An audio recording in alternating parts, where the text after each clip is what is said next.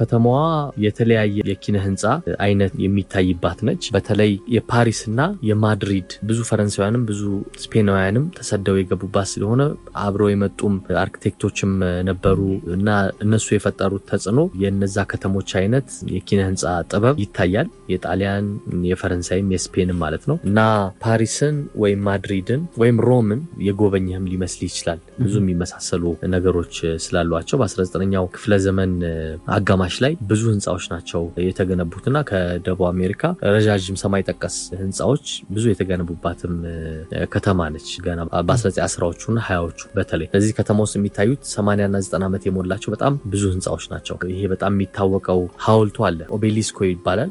ኦቤሊስክ ለማለት ነው በስፓኒሽ። ከዚህ ከኦቤሊስኮ በተለያየ አቅጣጫ የሚወስዱ መንገዶች አሉ። በጣም ሰፋፊ መንገዶች ራሱ ይሄ የኦቤሊስኮ መንገድ በጣም ሰፊ ነው። አንዳንዴ የዓለማችን ረጅሙ ጎዳና ብዙ መኪኖችን የሚይዝ ጎዳና ነው ይሉታል። ግን ከሱ የሚበልጡ ደግሞ ሌሎች ከተሞችም አሉ ብለው የሚከራከሩም አሉ። ለማንኛውም በጣም ሰፊ ነው። መስቀል አደባባይ መሃል ላይ ባቡሩን ጨምሮ የምንሄድበት አስፋልት አለ የምንጠቀምበት የሱን ሁለት ያክላል ወደ ጎን ስፋቱ ማለት ነው። ስለዚህ ብዙ መኪኖች ነው በአንድ ጊዜ መያዝ የሚችለው። መሃል ላይ ያለው ለአውቶቡሶች ብቻ የተተወ ነው። ከዳርና ከዳር ያሉት በዛ አቅጣጫ ሁለት ሰፋፊ መንገዶች ወደዚህም እንደዚሁ መኪኖች የሚሄዱባቸው ናቸው። ስለዚህ በጣም ብዙ የመኪና ምልልስም የህዝብ መተራመስም የሚታይበት ነው።